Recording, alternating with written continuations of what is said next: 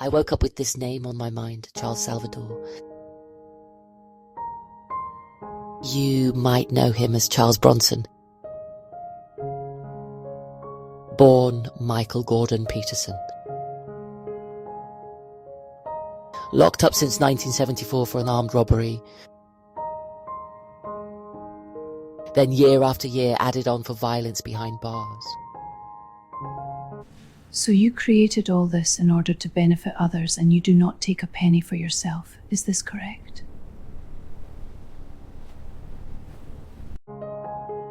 He's 73 now.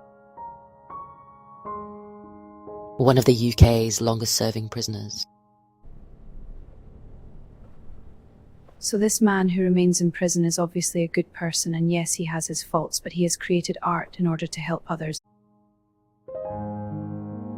He's hurt people, he's terrified people, he's taken hostages, and yet he has not taken a life. Here's where it gets complicated. Over the past decade, reports say his behaviour's improved a lot.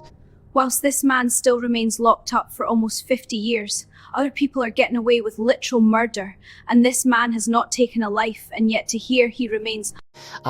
He changed his name to Charles Salvador in respect to Salvador Dali. He draws, he writes, he sells art, with proceeds going to charity through the Charles Salvador Art Foundation. I would not like to live next door to this man if his protections weren't put in place, because he is still considered a violent man. Even so, there has to. In February 2026, his parole bid moved to an oral hearing, risk witnesses, the whole picture. As of March 2026, no release confirmed. Not everything about Charles Salvador is negative, for he has based his identity upon Salvador Dali, who was an eccentric surrealist painter who...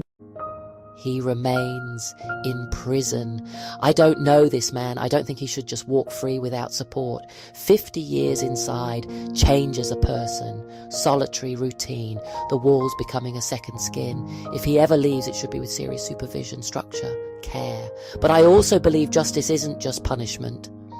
Proportion, progress, possibility. If someone shows change for years, do we recognize it? If art and purpose replace rage, do we make room for that? Maybe you see a dangerous man. Maybe you see a human being shaped by a brutal system. I see a hard question we can't dodge. And now our Charlie has become an eccentric artist in his own right and donates all the proceeds from his art to charity. I found this man an inspiration myself. When does a sentence end? And when does a life get a second start? I don't have the verdict. I only have the urge to say careful, conditional, real. And if it doesn't, let the reasons be honest. Because whatever we decide about Charles Salvador says something about us. So why has this man not been given the chance of freedom?